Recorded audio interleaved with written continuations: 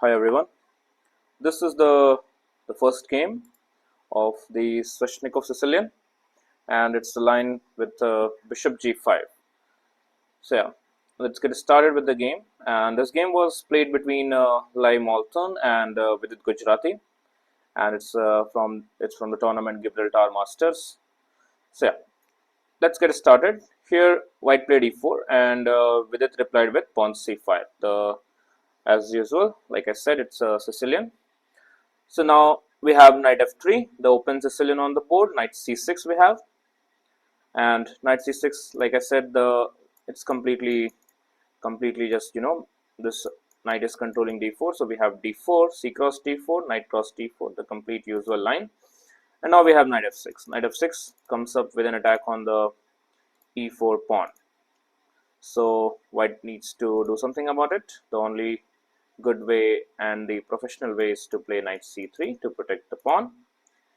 And now we have the opening, and it's the Sveshnikov. So here we have immediate pawn to e5. Now we have this knight goes to d5 square, looking at the d6 square. So the only way to stop it is to play the pawn to d6. And this was the standard position of Sveshnikov, where I told, like I already have mentioned, that these two lines are possible, and I'm starting with this line first, that is bishop g5. The next games will be coming on knight d5 also, so just wait to watch. And now here I have mentioned that immediate bishop e7 is not a great idea to go. Here we have pawn e6, just attack the knight. The knight has to move. Like here, one novelty, one sideline is there to take on the knight, and then black will take back with the g pawn, and then the game will be continued. So here, but here white played knight a3, just usual main theoretical line. We have pawn to b5, just planning this thing, and now this one of the knight has to be moved. So knight d5 here comes. Now this like previously, like before this game, like according to the the information. Previously, this Lai has played not immediate knight d5, but instead he has continued bishop cross f6 first. This is also a line, like instead of playing immediate knight d5, you can go with this move also. But in this game, he switched and he played knight d5, and now we have bishop e7, just as usual. The line is there. We have bishop cross e5, bishop cross f6, and now bishop cross f6 back. So yeah. Okay, like taking on this bishop doesn't make sense because white has a strong knight. You really don't want to give up your knight. This is a strong knight for this bishop on f6. We have pawn c3. Pawn c3's idea is very clear. You want to play knight c2, bringing this knight not there, bringing this knight to into the game via c2 square. Obviously, moving back to b1 doesn't make sense. So here, rook b8 was played. This move was popularized by Boris Galfand. Yeah, and before rook b8, let's say any other possibilities are there here. Like you can do castle, it's an old main line, and you can do bishop g5 also immediate. These are the usual lines that black can go with. Like idea will be the same kind of castle, bishop g5, and maybe developing the bishop here. These are the ideas. And rook b8 will be played in some lines. So here immediate rook b8, like Vidit has some preparation of his own, so he immediately played rook b8. The idea is, yeah, you don't want to met some of the sacrifices on this b5 square, so it makes sense to play rook b8. Knight c2, just the white is going with the plan, like he played c2 pawn to c3 to clear up the c2 square for the knight. And now we have bishop g5, saving the bishop also, and maybe like white may have the chance of playing queen d2 and doing queenside castle, so that bishop on g5 simply stops it. So here, white immediately goes with the strike on the queen side, pawn a4. Here, okay, black takes it, and now knight cb4. This knight comes to the b4 square. What do you do? Your knight, this thread is of course taking on, so you can't do castle here immediately because of this will come. So you don't really want to do that. So here he played knight cross b4. Just it makes sense to go for that b4 knight and capture it. Here c takes back. Now you can see both the players are having double pawns. Black is having double pawns on a file and it's having b file. Like this same position was played between Asadli Vogor and Vladimir Kramnik, where Kramnik, like after castles, like Kramnik did the castling, and the game was continued uh, by rook cross a4, and this is the main, like it's considered as the main theoretical line, and like against Kramnik, Asadli do this. So here, White switched from rook cross a4. He played queen takes a4. Now look at that. This is a kind of rather, kind of a dubious move. Like why you are giving up the control of the d5 square? The queen is there guarding it d5. It makes sense. So that's why d5 square is the key square. Here we have bishop b5, bishop b7. The other way to continue this position as black is to immediately play the pawn to f5. I'll show you what exactly will happen here. E cross f5, bishop cross f5 will come, bishop cross a6. Like black is losing a pawn, but it's not exactly losing a pawn. Bishop e4. Look at that. Attacks the knight, attacks the g2 pawn. But here white has a move, queen b3. And setting up some nasty discover attacks. Obviously, you cannot take the pawn because of some, knight will remove and there will be check to the king. You will end up losing the bishop. So here you can play simply king h8. That's the move, removing the king out of the hunt, and then white can do simply castles and bishop cross d5, queen cross d5, rook cross b4. So black will get back his pawn, and now this position is okay. It's playable with the opposite color bishop. It's a kind of equal position. So f5 is another way to play in this position after queen cross a4. Here Vidit played bishop to b7. Now bishop to b7, it makes sense. You are developing your light square bishop, because well, like how you are going to develop that bishop, that is a question. Like you want to go e6 also, but right now going on to immediate e6 doesn't do anything. But bishop on b7 is looking at the a6 pawn. Here it seems that this pawn is going right. You must be thinking, white, why not to just take the pawn? This might be a possibility. Let's say here if you take the pawn, what will happen? Here it look like the best move, but then bishop cross d5, a cross d5, and now black will have the chance of pushing the pawn to e4. Like, and now after castles we have f5. Now this position, like f5 makes sense, because now white will never be able to use this diagonal for attacking purpose because of the pawn on d4. This pawn will stuck here, and these two pawns may be useful in future, but still having the opposite color bishop, it's completely uncertain what's gonna be the result of the game. So bishop cross a6 is a way to go, but after bishop b7 in the game, he played rook d1, like getting the further control of d5 square, and queen c8 was played, and a very important move. You will see why queen c8 is coming, because this queen has now a very great future on like this square and this square. Look at that. So that's why queen c8 was played. And okay, yes, if you think something like h4 will come, we have to move the bishop, then we can move it. No need to, after h4, no need to move the bishop to h6, obviously, because of this check will come. So you have to be very careful about it. And but you always have bishop d8 move, and so on. So here after queen c8, we have queen b3. Now making sure that black can never have this option of playing pawn to f5 in future, because of again some discover attacks will come. So here you can't really play pawn f5. We have bishop cross d5. This looked more logical here, and it's a very direct move. Rook cross d5, and now here black played a very interesting move. You see, the white's position is kind of little bit unpleasant. Why it is unpleasant? Because of the bishop is still on the f1 square, and the castling chance is not there, and this side, the queen side, is wide open. So maybe black can use it for attacking purposes. So that's why it is important to get the safety for your king first. And here white is simply ignoring all of the threats from black. You will see what happens. So here we have a5, a very it looks very energetic move. Obviously you can't take back with the pawn because of this is the pin.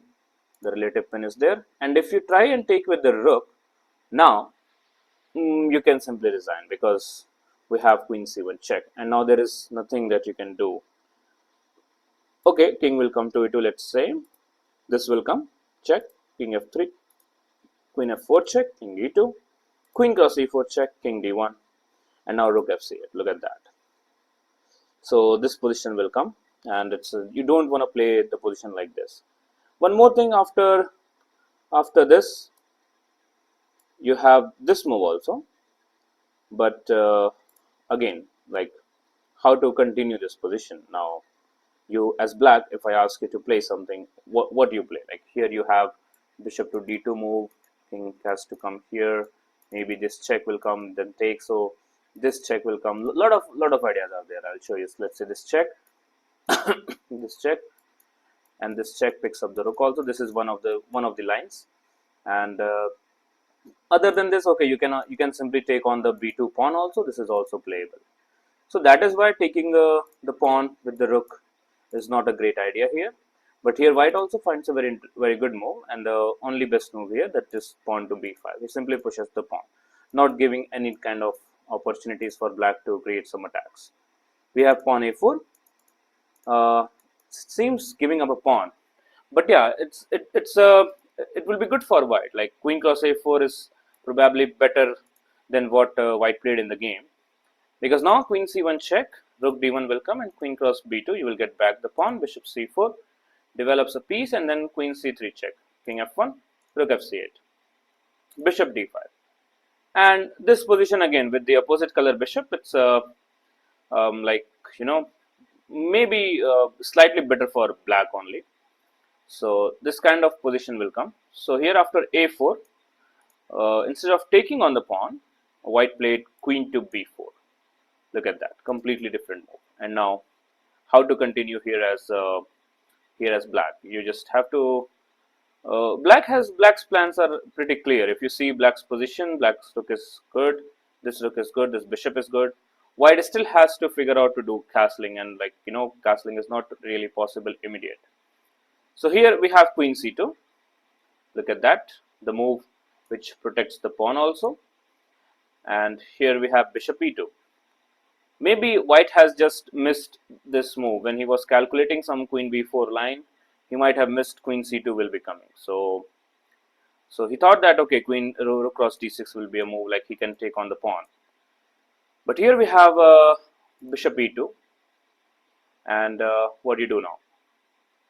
Like you have to play something like rook f8. Here we have just developing a piece and bringing this rook into the same file where it is the only open file. So yeah, we have pawn to b6, pushing the pawn further, and I think here white should have played bishop d1. I guess it should be good. Like rook c, after rook c4, bishop cross c2, rook cross b4, castles, rook c8, bishop d1, and bishop e7. So this position looks pretty good for both. I think black would be better because now this pawn can't be pushed. This pawn is hanging, so maybe black will do better here. So yeah, here after rook f8, white played pawn to b6. Now we have queen c1 check. Now what do you do? Like you can block with the rook also, and that's what played in the game. And now we have queen c6 come back because you really want to look at the pawn on a6, like pawn on a5, a4. And also maybe in some lines you can take on this pawn also. So we have castles, and now we have rook cross b6, attacks the queen. Queen goes to a3, and here like it should be better to take on this pawn and just give up that pawn. That would be good. But here the move that black played is it seems like it is like little inaccuracy, but according to engine it's inaccuracy. But once you see this move, this is really strong. It looks very strong move, because what you're going to do about the queen, and also the rook is controlling the third rank, and you will see this rook will be very useful for future attacks. And here rook cross d6 was a counter attack, going for the queen. He said, okay, you take my queen, I'll take your queen. But here black simply avoids the queen exchange. He plays queen to e4. Look at that. Now your bishop is attacked, your rook is like your queen is attacked. What do you do? Here black played bishop, white played bishop f3, attacks the queen, and now we have queen h4. Now look at that move. This move is really is the move that completely changes the attack and creates a lot of threats. Now how, I will show you. Of course, if you can manage to, maybe some threats are like this, these threats are coming once the bishop comes to f4, but the pawn will be coming to push to g3 obviously, but that's how white figure out. And here white's queen is attacked, so white played queen a2 back, saves the queen. Okay, he can't take the pawn because the queen is still looking at the pawn. And now here is this is the key position. Like you want to continue here as black, and black has really great move here, and you should pause the video and try to find what could be the black's best move to continue the game, and just like continue his attack and go for some nasty things. And the only move that that will help you out, and it's completely winning, is rook takes the bishop. What an exchange sacrifice. Look at that. This is a very thematical move, and white is just lost. Like, what do you do? Nothing is possible here. Nothing to do, nothing to play. Like you take the pawn, and you take the rook with the pawn, and now we have bishop f4. This is what the real threat is. How you will protect it? There's no way. The queen is completely kind of out of the game, and this checkmate is coming. The only way to stop is to play something like rook ft1. Now here again, feel free to pause the video and try to find the quickest way. In the game, Vidit didn't play the quickest way to win the game, but he won the game after all. But he won the game, but not with the quickest way. So it's better if you can find the quickest way to win this position as black. So here the move that should be played is pawn to e4. Now the rook is under attack. What do you do? The thing is, if you take this, then we have again queen cross h2 is coming. This is gone, and this is gone. Look at that. Now this position is completely winning for white only. Sorry, black only. Sorry about that. So here Vidit immediately goes for queen h2. King goes there. Queen h1 check. King e2, and now rook c2 check. Look at that. Leaving the king back rank, but here there is no real threat of any checkmate, because right now white's king is in check. So rook 1 d2 blocks. Rook cross d2, rook cross d2, bishop cross d2. Now what do you do?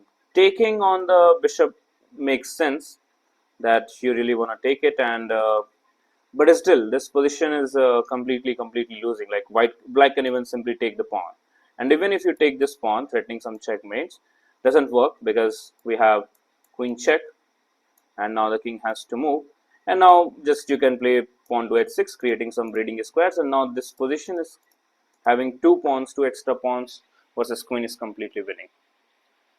So here white tried something else. White immediately played queen a4, making sure that he will do the back rank checkmate, but it doesn't help, because we have, obviously you can find it, queen e1 check. King has to go to d3, and now the move that black played is completely very defensive also, and very attacking also, bishop to b4. Look at that. Like, this check is coming, and you can't really go with this check, because the bishop is now going to block it. So in this position, white simply resigned the game, and there is nothing more that white can do. So yeah, this is the game, and I hope you like it. I will be posting the second game also of the same line, bishop g5 line, very soon, maybe tomorrow or day after tomorrow, and then we will be going on the knight d5 line also. So yeah, that is all.